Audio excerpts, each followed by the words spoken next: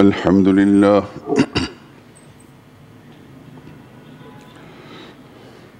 الحمد لله وحده والصلاة والسلام على من لا نبي بعده ولا رسول بعده ولا معصوم بعده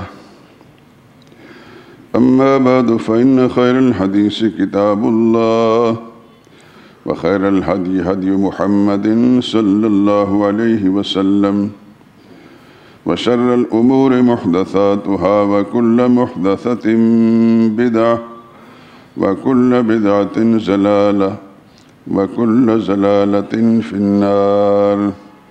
أعوذ بالله من الشيطان الرجيم. بسم الله الرحمن الرحيم. ظهر الفساد في البر والبحر بما كسبت أيدي الناس ليذيقهم بعض الذي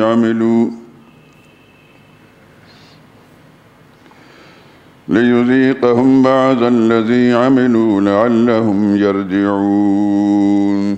خشکی اور تری میں لوگوں کے اعمال کے سبب سے فساد پھیل گیا ہے تاکہ اللہ ان کو ان کے بعض اعمال کا مزہ چکھائے.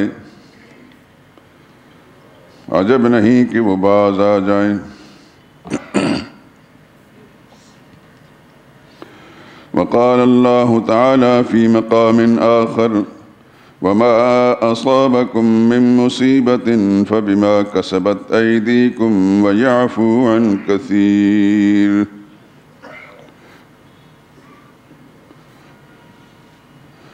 اور جو مصیبت تم پر واقع ہوتی ہے سو تمہارے اپنے اعمال کا نتیجہ ہے اور وہ تو بہت سے گناہ معاف بھی کر دیتا ہے. وقال اللہ تعالی فی مقام آخر یا ایہا الذین آمنوا توبوا الی اللہ توبۃ نصوحا عسى ربکم ان یکفر عنکم سیئاتکم ويدخلكم جنات تجري من تحتها الأنهار يوم لا يخزي الله النبي والذين آمنوا معه نورهم يسعى بين أيديهم وبأيمانهم يقولون ربنا أتمم لنا نورنا واغفر لنا إنك على كل شيء قدير. اے ایمان والو اللہ کے سامنے صاف دل سے توبہ کرو. امید ہے کہ وہ تمہارے گناہ تم سے دور کر دے گا اور تم کو جنت کے باغوں میں جن کے نیچے نہریں بہہ رہی ہیں داخل کرے گا. اس دن اللہ پیغمبر کو اور ان لوگوں کو جو ان کے ساتھ ایمان لائے ہیں رسوا نہیں کرے گا بلکہ ان کا نور ایمان ان کے آگے آگے اور دانے طرف روشنی کرتا ہوا چل رہا ہوگا. وہ اللہ سے التجا کریں گے کہ اللہ اے ہمارے پروردگار ہمارا نور ہمارے لیے پورا فرما اور ہمیں معاف فرما. بلا شبہ اللہ ہر چیز پر قادر ہے. سبحان ربک رب العزت عما یصفون وسلام علی المرسلین والحمد للہ رب العالمین. وقال رسول اللہ صلی اللہ علیہ وسلم کل بنی آدم خطاء وخیر الخطائین التوابون. وقال رسول اللہ صلی اللہ علیہ وسلم من لزم الاستغفار جعل اللہ له من كل ضيق مخرجا ومن كل هم فرجا ورزقه من حيث لا يحتسب. صدق اللہ مولانا العظیم وصدق رسولہ النبی الکریم. بزرگان محترم، برادران عزیز، قرآن حکیم کے مختلف مقامات سے میں نے کچھ آیات کا انتخاب کیا ہے اور ان کا ترجمہ بھی پیش کیا ہے. پہلی آیات سے تو یہ خالق کائنات کا حکم سامنے آیا کہ اس دھرتی پر جتنا فتنہ و فساد ہے، جو مصیبت ہے انسان پر، وہ اس کے اپنے اعمال کا نتیجہ ہے۔ ما اصابکم من مصیبت فبما کسبت ایدیکم، تمہیں جو مصیبت پہنچ رہی ہے تمہارے اپنے اعمال کا نتیجہ ہے۔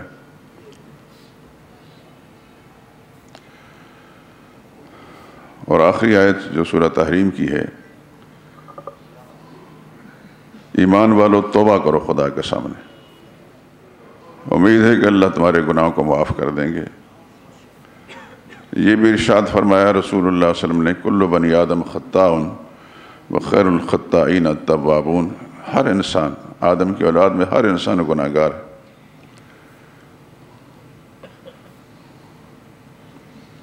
ضروری نہیں کہ ہر انسان نے گناہ کبیرہ ہی کیا ہو، صغیرہ گناہ بھی انسان سے غیر ارادی اور غیر شعوری طور پر ایسی چیزیں سرزد ہو جاتی ہیں جو ان کو وہ گناہ نہیں سمجھ رہا ہوتا، لیکن وہ علم الہی میں پسند نہیں آتی۔ لیکن صغیرہ گناہ کا فائدہ یہ ہے کہ کوئی نیکی اس کے بعد انسان کرتا ہے، اللہ اس کو اس نیکی کی بدولت اس صغیرہ گناہ کو معاف کر دیتے ہیں۔ لیکن جو کبیرہ گناہ ہیں ان کی دو قسمیں ہیں، ایک تو یہ کہ خدا کے سامنے سچے دل سے توبہ کرے، لیکن اگر انسانی حقوق سے متعلق کوئی کبیرہ گناہ ہے، مثلا کسی کا مال کھایا ہے، کسی حق تلفی کی ہے، کسی پر ظلم کیا ہے، تو جب تک اس سے تلافی نہ کر لے یا اس کا حق ادا نہ کر دے وہ معاف نہیں ہوتا۔ ہمارے ہاں بہت سے لوگ اس بات کو نہیں سمجھتے اور سمجھنا چاہتے بھی شاید نہیں ہیں۔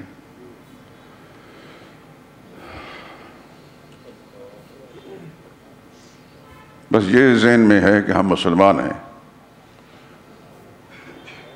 اور مسلمان کو خدا نے معاف کر ہی دینا ہے۔ یقیناً اللہ تعالیٰ غفور الرحیم ہے، معاف کریں گے، لیکن معاف کرنے کے لیے اللہ نے اپنے پیغمبر کے ذریعے سے جو اصول بیان فرمائے ہیں ان اصولوں کا ہونا بھی تو ضروری ہے۔ یہ نہیں کہ میں جو سوچوں وہی ہو جائے، حق وہ ہے جو پیغمبر نے فرمایا صلی اللہ علیہ وسلم۔ توبہ بہت ضروری ہے۔ نبی کریم صلی اللہ علیہ وسلم نے فرمایا وَإِنِّي لَأَسْتَغْفِرُ اللَّهَ وَأَتُوبُ إِلَيْهِ فِي الْيَوْمِ أَكْثَرَ مِنْ 70 مرہ، میں اللہ کے سامنے استغفار کا معنی ہوتا ہے اللہ سے معافی مانگنا، اور اللہ کے سامنے توبہ کرتا ہوں روزانہ 70 مرتبہ سے زیادہ۔ ایک دوسری روایت میں ہے اِنَّ الْوِغَانُ عَلَىٰ قَلْبِي، میرے دل پر بھی میل آ جاتی ہے، وَإِنِّي لَأَسْتَغْفِرُ اللَّهَ فِي الْيَوْمِ 100 مرہ، کم سے کم بھی 100 بار میں خدا کے سامنے استغفار کرتا ہوں۔ یہ اللہ کے پیغمبر فرما رہے ہیں صلی اللہ علیہ وسلم۔ ایک حدیث میں یا ایھا الناس توبوا الی اللہ، لوگوں خدا کے سامنے توبہ کرو۔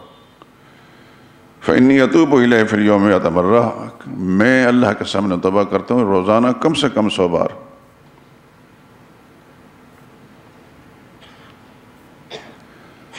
میں تھوڑا سا اس سلسلے میں وضاحت کر دوں، شاید اس سے پہلے بھی کسی موقع پر بات کہی تھی، لیکن اکثر و بیشتر ذہنوں سے بات اتر جاتی ہے۔ اور عربی کا ایک محاورہ ہے اذا تکرر تقرر، جب کسی بات کا تکرار ہوتا ہے، بار بار سنی جاتی ہے یا سنائی جاتی ہے، تو پھر وہ ذہنوں میں بیٹھ جاتی ہے۔ میں اپنی بات کرتا ہوں، میں نے قرآن کریم حفظ نہیں کیا۔ شامت اعمال سے اس زمانے میں جب ہم پڑھنے نکلے تھے تو اس کا چرچا نہیں تھا۔ ہمارے والد صاحب اللہ جنت نصیب کرے، ان کو ایک جنون کی کیفیت تھی کہ علم حاصل کرنا ہے، علم حاصل کرنا ہے، علم حاصل کرنا ہے۔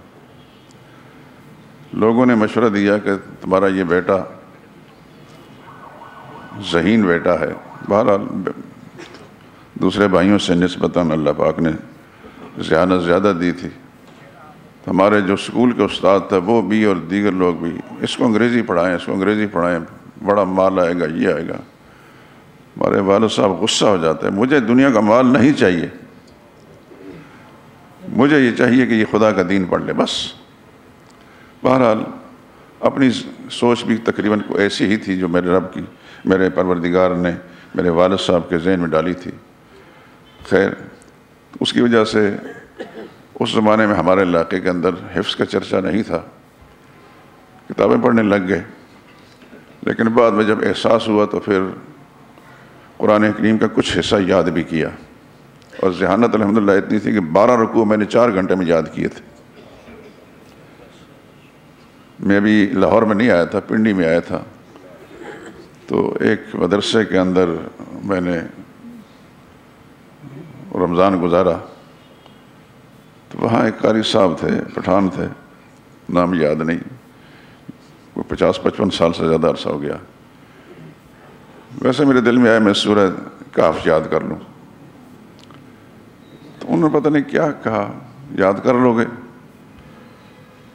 میں نے کہا یاد کر لوں گا انشاءاللہ۔ کتنے عرصے میں یاد کریں؟ میں نے انشاءاللہ آج ہی یاد کرنی، یہ کہا میں نے۔ اب وہ 12 رکوع تھوڑی چیز نہیں، پونس پارہ ہے۔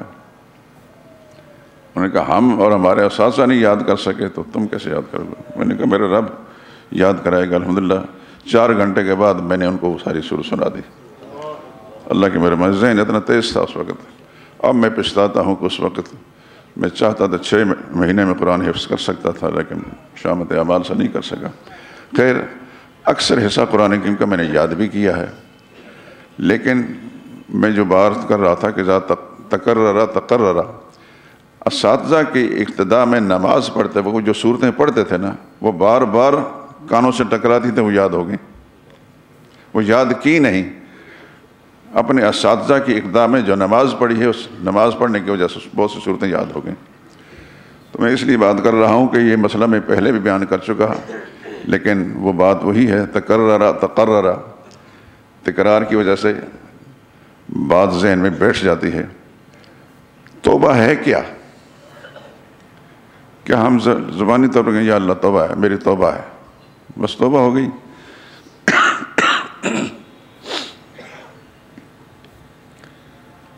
یہ توبہ نہیں ہے۔ توبہ کا لفظی معنی جو ہے، اس کا عربی لغت کے اعتبار سے رجوع کرنا ہے، یعنی جس لائن پر وہ چل رہا تھا خدا کی نافرمانی کی، اس کو چھوڑ کر، اس راستے کو چھوڑ کر دوسرے راستے پہ چلنا ہے۔ میں نے بتایا تھا کہ توبہ کے اندر 4 شرطیں لازمی ہیں۔ سب سے پہلی بات، جو گناہ کر رہا تھا اس پر نادم اور پشیمان ہوں، میں غلطی کر رہا ہوں، میں غلط ہوں، سب سے پہلے ندامت ہے توبہ میں۔ اس بات کو ذہن نشین فرما لیں، زندگی کوئی پتہ بھی نہیں، یہ اللہ کی توفیق سے ہی باتیں آپ حضرات تک پہنچی ہیں۔ سب سے پہلے ندامت، نادم ہونا، پشیمان ہونا کہ میں غلطی کر رہا ہوں۔ دوسرے نمبر پر ترک گناہ، جو گناہ کر رہا تھا اس کو چھوڑ بھی دے۔ تیسرے نمبر پر جو گناہ اس نے کیا ہے اس پر استغفار کرے، یا اللہ مجھے معاف کر دے۔ اور چوتھے نمبر پر آئندہ نہ کرنے کا ارادہ اور عزم بالجزم۔ یہ 4 شرطیں ہیں توبہ کی۔ سب سے پہلے ندامت، پھر اس گناہ کا چھوڑ دینا، پھر استغفار۔ استغفار کا میں نے بتایا گناہ سے معافی مانگنا،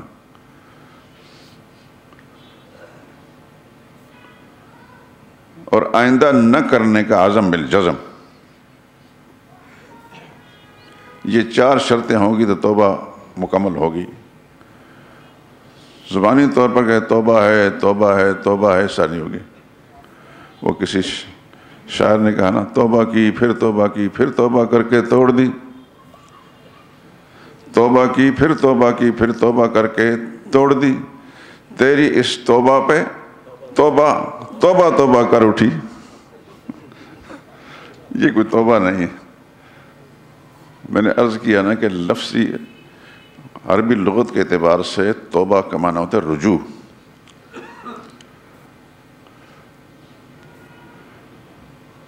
جب رجوع انسان کرتا ہے تو اللہ کے پاک پیغمبر نے فرمایا التائب من الذنب کمن لا ذنب لہ، جو گناہ سے توبہ کر دیتا ہے یا رجوع کر لیتا ہے، چھوڑ دیتا ہے اس کو، تو وہ پھر خدا کے بارگاہ میں ایسا ہی ہوتا ہے جیسا گناہ اس نے کیا ہی نہیں۔ اللہ سے یہ بھی دعا کیا کریں اللہ ہمیں ایسا ہی بنا دے۔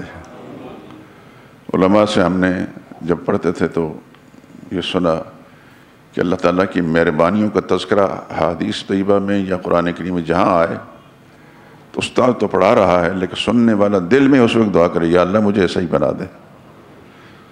تو میں آپ کے سامنے اپنی معروضات پیش کر رہا ہوں، آپ کے گوش گزار کر رہا ہوں، تو آپ حضرات جب سمجھیں کہ ایک مفید بات کہی جا رہی ہے دل میں، اللہ تو دلوں کے حال جاننے والے ہیں، دل میں دعا کریں یا اللہ ہم سب کو ایسا ہی بنا دے، میرا رب بڑا کریم ہے۔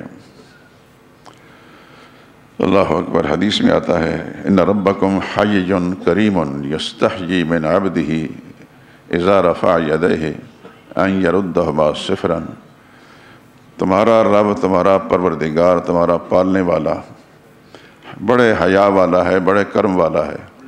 یستحیی من عبدہ اذا رفع یدیہ، اس کا بندہ جو اس کے سامنے ہاتھ اٹھاتا ہے معافی مانگنے کے لیے تو اللہ کو اس کے ہاتھ کو خالی لٹانا، یعنی اس کے ہاتھوں پر معافی کے بھیک نہ دینا، اللہ کو بڑی حیا آتی ہے اس سے۔ سبحان اللہ، اللہ تیری شان پر قربان جائیں، تو کتنا بڑا کریم ہے، تو غنی ہے، تو نہ کرے تو کون پوچھنے والا تجھ سے، کون پوچھنے والا ہے۔ اللہ اکبر۔ ہمیں جب قرآن کریم پڑھتے ہیں بس حالات سامنے آتے ہیں تو پھر پتہ چلتا ہے خدا کتنا کریم ہے۔ کل ہی کے درس میں شاید درس میں آیا تھا کہ ابلیس کو جب جنت سے نکالا گیا، اخرج انک من الصاغرین، نکل تو بڑا ذلیل ہے۔ جب آدم علیہ السلام کے سامنے ملائکہ کرام کو اور ابلیس سمیت حکم کیا اسجدوا لآدم، آدم کو سجدہ کرو، یہ سجدہ عبادت نہیں تھا، یہ ذہن نشین فرما لیں۔ ان شریعتوں کے اندر مخلوق کو سجدہ کرنا ایک تعظیمی فعل تھا، ہماری شریعت میں تعظیمی فعل بھی ناجائز ہے۔ تو سجدہ عبادت تو کفر ہے غیر اللہ کے لیے، وہ صرف اللہ ہی کا حق ہے، لیکن تعظیمی فعل سابقہ شریعتوں میں گنجائش تھی، اس شریعت میں اس کی بھی گنجائش نہیں۔ تو ملائکہ کرام نے سجدہ کر لیا لیکن ابلیس نے انکار کیا، اور اقرار کی وجہ میں یا اللہ یہ حقیر آدمی ہے، اس کو تو نے مٹی سے پیدا کیا، میں آگ سے بنایا گیا ہوں اور آگ مٹی کے سامنے جھکے۔ دماغ خراب تھا اس کا، خدا کی لعنت اس پر پڑی۔ اللہ نے فرمایا اخرج، نکل جا یہاں سے، انک من الصاغرین، تو بڑا ذلیل ہے، وَإِنَّ عَلَيْكَ اللَّعْنَةَ إِلَىٰ يَوْمِ الدِّينِ، قیامت دن تک میری پھٹکار تم پر پڑتی رہے گی۔ لیکن بڑا شاطر تھا، بڑا چالاک تھا، اس نے کہا انظرنی الی یوم یبعثون، یا اللہ مجھے اس دن تک مہلت دے دے جب لوگ موت کے بعد دوبارہ اٹھائے جائیں گے۔ قرآن کریم کی جب تلاوت کیا کریں نا میرے دوستو، تو میری درخواست ہے اور میں پھر درخواست کرتا ہوں، ہاتھ جوڑ کر درخواست کرتا ہوں، ترجمے والا قرآن کریم ضرور پڑھا کریں تاکہ پڑھنا مراد خدا بندی سے کچھ نہ کچھ تو آگاہی ہو، یہ تو پتہ چلے کہ ہمارا رب ہم سے کیا چاہتا ہے، کس چیز سے روکا ہے، کس چیز کے کرنے کا حکم دیا ہے، یہ ضرور کریں۔ زندگی بھی مختصر ہے، وہ اگلا جہان بڑا لمبا ہے، یہ بڑی مختصر سی زندگی ہے دوستو، اس کی زیادہ فکر کریں۔ اس میں جو اللہ نے مقدر کر دیا ہے وہ ویسا ہی ہو کر رہے گا، لیکن اس کے لیے جتنی ہم محنت کریں گے ویسے ہوگی۔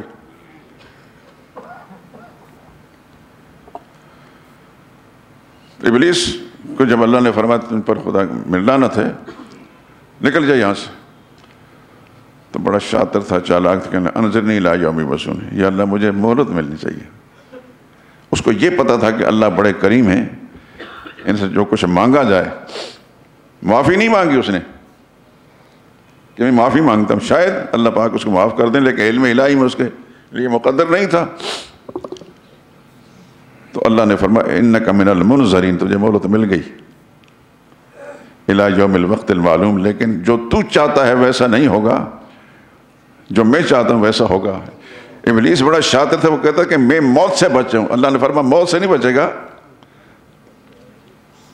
مہلت لمبی مل جائے گی. اس وقت میں اور آپ اس کی زد میں ہیں، ہر وقت ہمارے پیچھے پڑا رہتا ہے. میں اکثر کہا کرتا ہوں ابلیس زندہ ہے، وہ کبھی بھی فارغ نہیں بیٹھتا. ہمہ وقت وساوس بھی اس کے طرف سے ہمارے دل و دماغ میں بیٹھتے ہیں، اور جو حرکتیں وہ چاہتا ہے. اس کا اصل مقصد یہ ہے کہ انسان ایمان سے معروم ہو کر مرے، اس کا اصل مقصد یہ ہے. لیکن ہمیشہ اللہ تعالیٰ سے دعا کیا کرے، یا اللہ ایمان کی سلامتی نصیب فرما. بات یہ ہے کہ اللہ بڑے کریم ہیں. اگر ابلیس جیسا ملعون اور لعین اور مردود اس نے مہلت مانگی تو اللہ نے اس کو مہلت دے دی. اور میں اور آپ اپنے گناہوں سے اگر خدا سے سچے دل سے معافی مانگے تو ہمیں خدا معاف نہیں کرے گا، یقیناً معاف کرے گا. ہمارا ایسا ایمان ہونا چاہیے، ایسا یقین ہونا چاہیے، اس یقین میں کسی کمی نہ آئے. اس کی شان کریمی جو ہے اس کو ہمیشہ ذہن میں رکھیں، وہ بڑا کریم ہے. حدیث میں آتا ہے جناب رسول اللہ صلی اللہ علیہ وسلم نے ارشاد فرمایا کہ پروردگار عالم فرماتے ہیں کہ بندہ میری طرف چل کر آتا ہے، میں اس کو دوڑ کر اس کی طرف جاتا ہوں. بندہ مجبور ہے کہ خدا مجبور ہے، بندہ مجبور ہے، لیکن اللہ کی کریمی پہ قربان جائیں. وہ چل کر آتا ہے، میں دوڑ کر آتا ہوں. وہ ایک قدم آتا ہے، میں 10 قدم اس کو لینے کے لیے، اپنی رحمت کے دامن میں لینے کے لیے چلتا ہوں. میرا رب یاد رکھیں نہیں چاہتا کہ یہ بندہ جہنم میں جائے. یہ ساری دنیا کی نعمتیں جس رب نے میرے اور آپ کے لیے بنائی ہیں، وہ چاہتا ہے کہ یہ انسان ساری میری نعمت استعمال کرنے کے بعد دوزخ میں جلے.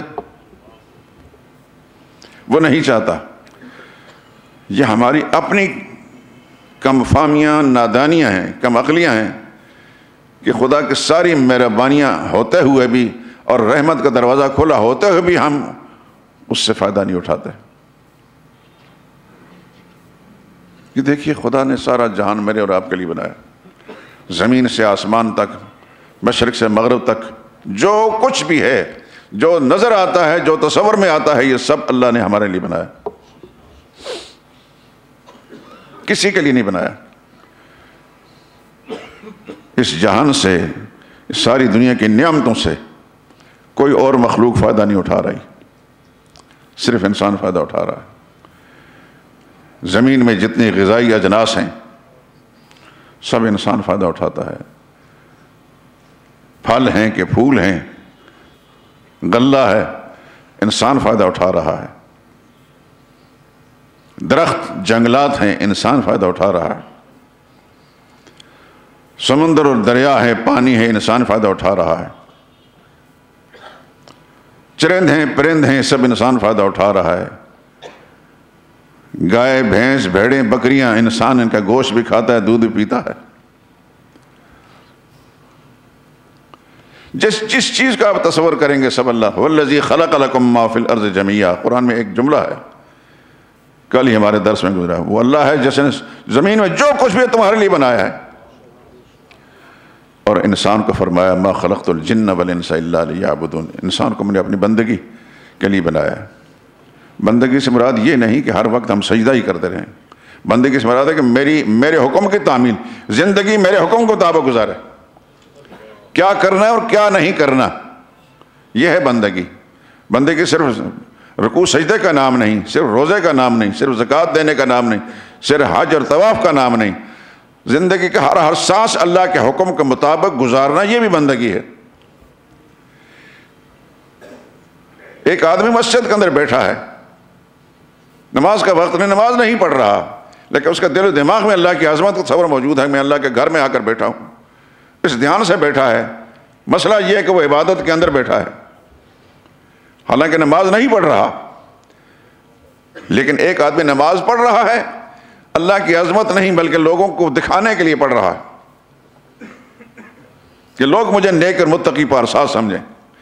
اللہ کی کبریائی اور عظمت کا تصور کوئی ذہن میں نہیں، اپنی پارسائی کا سکہ جمانے کے لیے کر رہا ہے. ریاکار مشرک ہے،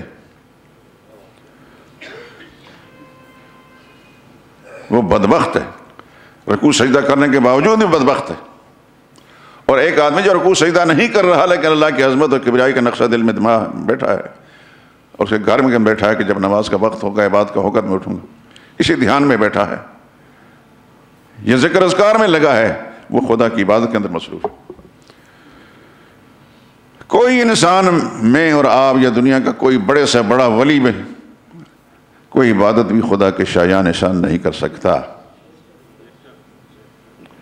اللہ کے پاک پیغمبر فرماتے ہیں صلی اللہ علیہ وسلم، اللہم لا احصی ثناء علیک، یا اللہ تیری تعریف کا جو حق ہے وہ حق ادا نہیں کر سکتا میں۔ نبی کریم صلی اللہ علیہ وسلم راتوں کو اللہ کے سامنے سر بسجدہ ہوتے، آپ کے قدم مبارک پر ورم آ جاتا، گھر والے یا امہات المومنین رضوان اللہ علیہم اجمعین، یا رسول اللہ کچھ آرام بھی فرمائے، تو رسول اللہ صلی اللہ علیہ وسلم ارشاد فرماتے میں اللہ کی عبادت کا حق ادا نہیں کر سکا۔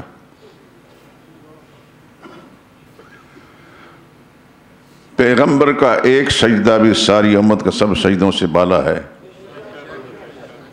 تو پیغمبر یہ فرما رہے ہیں کہ یا اللہ تیری عبادت کا حق ادا نہیں کرتا، ما عبدنا کا حق عبادت، ما عرفنا کا حق معرفتک، تیری عبادت حق ادا نہیں کر سکے، تیری معرفت کا حق ادا نہیں کر سکے۔ تو میرے دوست اور بزرگوں، پیغمبر کا فرماتے ہیں کہ میں روزانہ 100 مرتبہ استغفار کرتا ہوں، تو پھر کیا ہمیں کھلی چھٹی ہے، جو چاہیں کریں؟ بس یہ کہ ہمارا نام مسلمانوں والا ہے، ہمارا باپ مسلمان تھا، دادا مسلمان تھا، پردادا مسلمان تھا، خاندانی مسلمان کہلاتے ہیں، بس ہم پیدا ہوئے تو ماں باپ نے مسلمانوں جیسا نام رکھ دیا، ہم کھلی چھٹی ہے، جو چاہیں کریں، نہ حلال کی تمیز، نہ حرام کا فرق، نہ ظلم و زیادتی کا کوئی تمیز کہ ہم کس کا حق مار رہے ہیں۔ ہمیں کیسا رہنا چاہیے، ہمیں وضع قطع ہماری شکل و صورت کیسی ہونی چاہیے، میرے رب کو کیا پسند ہے، میرے نبی نے کیا طریقہ انشار فرمایا ہے، نہیں۔ اللہ اکبر، اللہ اکبر۔ یا اللہ ہم سب کی اصلاح فرما دے، یا اللہ ہم ہماری سوچوں کو تو اپنی مرضی کے مطابق بنا دے، جیسا تو چاہتا ہے یا اللہ ایسی ہمارے خیالات ہماری سوچوں کو بنا دے۔ ہمارے اندر تو کوئی خوبی نہیں سوائے تیری رحمت کا امیدوار ہیں، یا اللہ ہر قسم کے گناہوں سے بچنے کی تو ہماری مدد فرما، اور ہر قسم نیک اعمال کی توفیق عطا فرما۔ سرور عالم صلی اللہ علیہ وسلم نے ارشاد فرمایا، ایک آدمی نے 99 قتل کیے تھے، بنی اسرائیل کا کوئی تھا، ہوگا کوئی بد نصیب،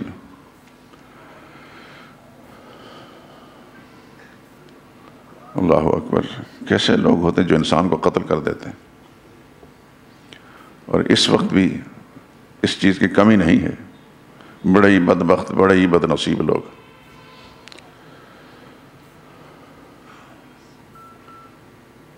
لیکن بے چین تھا، ہر ایک سے پوچھتا پھرتا تھا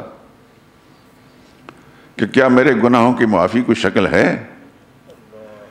ایک راہب سے ملا، کوئی پادری تھا، اس نے کہا تو نے کتنے گناہ ہیں؟ اس نے کہا میں نے 99 آدمی قتل کیے ہیں۔ کہنے کا میرے نزدیک تیری معافی کوئی شکل نہیں۔ اس نے اس کو بھی قتل کر دیا، 100 پورے ہو گئے، لیکن ابھی بھی بے چینی اور اضطرار، بے چینی بے قراری اس کے ذہن میں آیا، پوچھتا پھرتا ہے۔ ایک اور آدمی سے میرا، وہ عقلمند آدمی تھا، اس نے کہا وہ فلاں بستی جا، اس بستی میں جا، وہ نیکوں کی بستی ہے، وہاں جا کر رہے، شاید اللہ تجھے معاف کر دیں۔ چنانچہ اس کے کہنے پر چل پڑا۔ دیکھیں اللہ پاک کا نظام، چلتے چلتے راستے میں اس پر موت آ گئی،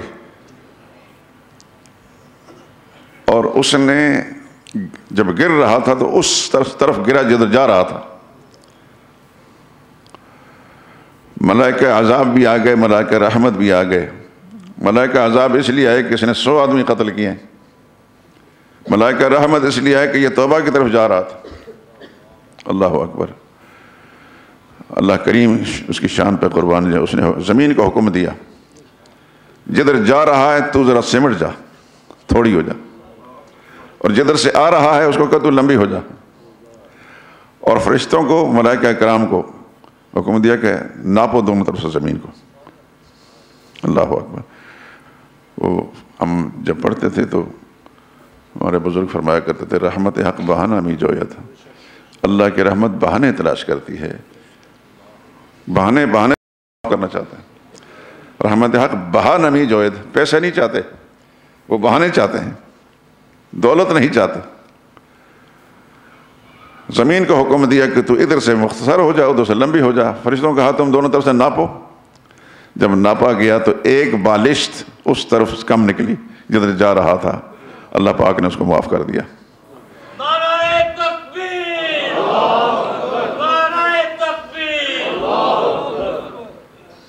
یہ بخاری اور مسلم دونوں کی روایت صحیحین میں ہے. یہ میرے اپنے الفاظ نہیں، محمد مصطفیٰ صلی اللہ علیہ وسلم کا ارشاد ہے. مجھے اور آپ کو حضور صلی اللہ علیہ وسلم نے یہ بتا کر فرمایا کہ خدا کی رحمت کے دروازے کھلے ہیں. جب تک موت کی ہچکی نہ لگ جائے، اچھی طرح ذہن نشین فرما لیں دوستو، موت کی ہچکی نہ لگ جائے اس سے پہلے اللہ کے رحمت دروازے کھلے ہیں. دن کو معافی مانگے، رات کو معافی مانگے، بازار میں چلتے ہوئے معافی جب بھی مانگے، خدا نے دروازے کھول رکھے ہیں. لیکن موت کی ہچکی جب لگے گی پھر توبہ کا دروازہ بند ہو جاتا ہے، اس وقت نہیں. دیکھیں فرعون کتنا بڑا کافر تھا، کتنا بڑا ظالم تھا. جب بحیرہ قلزم کے اندر وہ غرق ہونے لگا تو اس وقت اس نے کلمہ پڑھا. قرآن میں موجود ہے آمنت انہ لا الہ الا الذی آمنت بہ بنو اسرائیل. میں ایمان لائے اس اللہ پر جس کے سوا کوئی اور حاجت روا مشکل کشا نہیں، جس پر بنی اسرائیل ایمان لائے. لیکن چونکہ موت کی ہچکی لگ گئی تھی تو فرمایا الآن، اب توبہ کرتا ہے. اس سے پہلے کتنے متکبر غرور تو رہا. اب معافی کی شکل نہیں. البتہ فَالْيَوْمَ نُنَجِّيكَ بِبَدَنِكَ لِتَكُونَ لِمَنْ خَلْفَكَ آیَةً. تیری لاش کو، تیرے جسم کو ہم محفوظ رکھیں گے تاکہ تیری لاش آنے والے لوگوں کے لیے عبرت کا سامان بن جائے کہ غرور و تکبر کرنے والا، خدائی کا دعویٰ کرنے والا آج اس کا یہ انجام ہے. مصر کے اندر آج بھی اس کی لاش موجود ہے. تو موت کی ہچکی لگنے سے پہلے خدا نے توبہ کے دروازے کھول رکھے ہیں. اس وقت سب دوستوں سے میں درخواست کرتا ہوں کہ تنہائیوں میں بیٹھ کر سوچا کریں کہ کیا میرا سراپا پیر سے لے کر سر تک نبی کریم صلی اللہ علیہ وسلم کے طریقے کے مطابق ہے. کسی کے کہنے کی ضرورت نہیں. اپنا معاملہ خود اپنے رب کے ساتھ سیدھا کریں. میرا یہ جملہ یاد ہوگا، میں مختلف مجالس کے اندر کہہ چکا ہوں. اپنا معاملہ اپنے رب کے ساتھ سیدھا کریں. کسی کے کہنے نہ کہنے سے کچھ فرق نہیں پڑتا. اگر میرا معاملہ میرے رب کے ساتھ سیدھا ہے، کوئی مجھے ملامت کرے کچھ فرق نہیں پڑتا. اور خدا کے ساتھ میں بگاڑ چکا ہوں تو ساری جہان، سارا دنیا مجھے میری تعریف کرے، اس تعریف کا کوئی فائدہ بھی نہیں. اپنا معاملہ اپنے رب کے ساتھ سیدھا کریں. تنہائیوں میں بیٹھ کر سوچا کریں میرا سراپا ٹھیک ہے، میری وضع قطع، میری شکل و صورت ٹھیک ہے، میرے نبی کو پسند ہے. اگر اسی حال میں میری موت آ گئی تو میں رسول اللہ صلی اللہ علیہ وسلم کا سامنا کر سکوں گا؟ میرا لباس ٹھیک ہے، میں جو کاروبار کر رہا ہوں کاروبار ٹھیک ہے، میرا ضمیر مطمئن ہے اس بات پر، اس طرح کاروبار کر کے میں خدا کا سامنا کر سکوں گا؟ میں سمجھتا ہوں کہ ہر انسان تنہائی میں بیٹھ کر اپنے بارے میں غور کرے، بہت جلد سراغ مل جائے گا اس کو. ایک بات روایات میں آتی ہے، ایران کے کچھ لوگ سفارتی وفد آتے جاتے رہتے ہیں، آپ جانتے ہیں. جب رسول اللہ صلی اللہ علیہ وسلم نے اسلامی ریاست قائم کر لی، کچھ ایرانی آئے، اور یہ ایرانی مجوسی تھے، آتش پرست.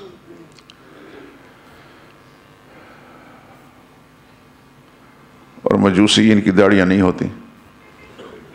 جیسے آپ کا پڑوسی ہے ہندوستان میں ہندو، مجھے نہیں پتا کہ اس وقت ہندو داڑھی رکھتے ہیں نہیں رکھتے، کیونکہ فیشن کی دنیا ہے، لیکن ہندو کے ہاں داڑھی نہیں، سکھ کے ہاں داڑھی ہے۔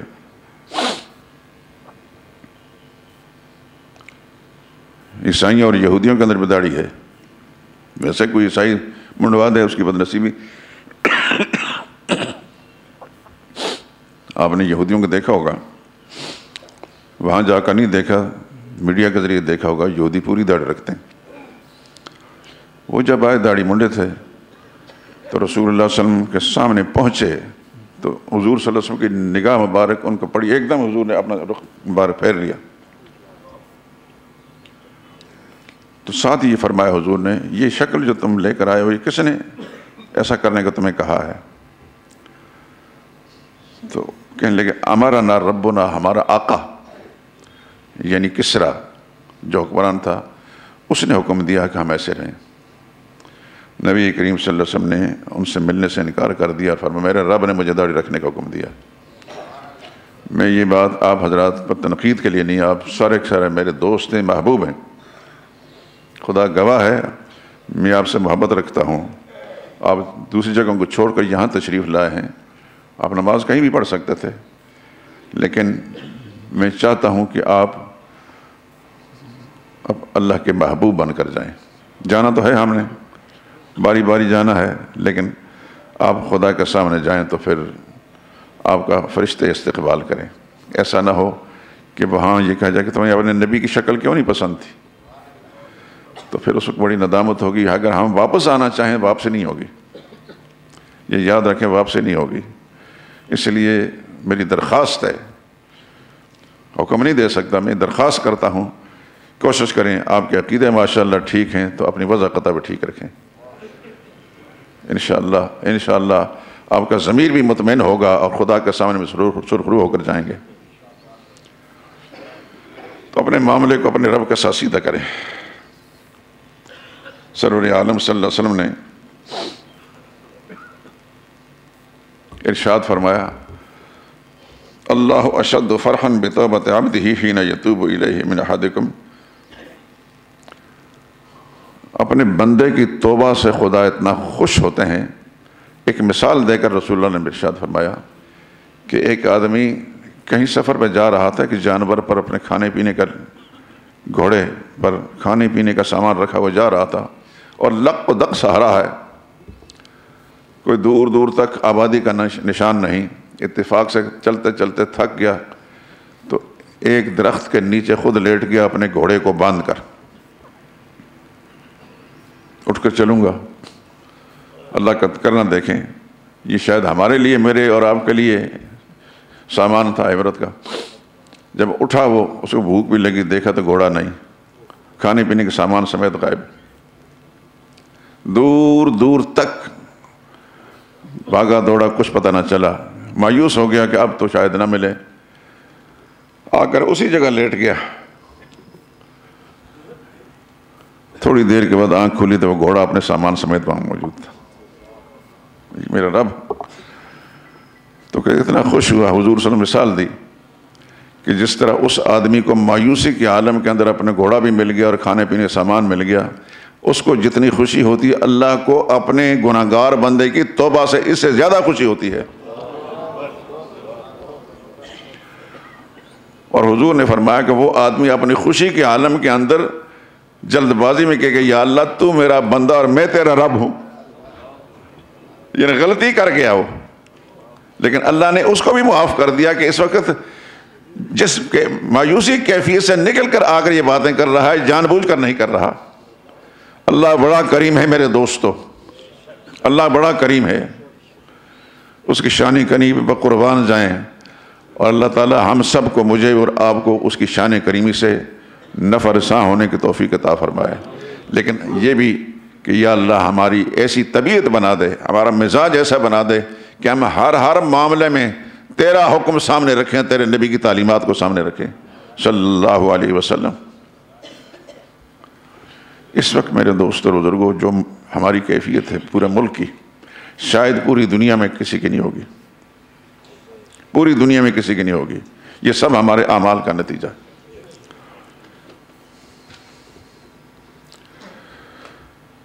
حکومتی نظام بالکل تباہ برباد ہو چکا ہے، اور میں کسی پارٹی کا چونکہ علم بردار نہیں ہوں، میں آزاد انسان ہوں. اچھائی ہر انسان کی اچھائی ہے اور برائی ہر انسان کی برائی ہے، کسی مولوی کی چاہے ہو.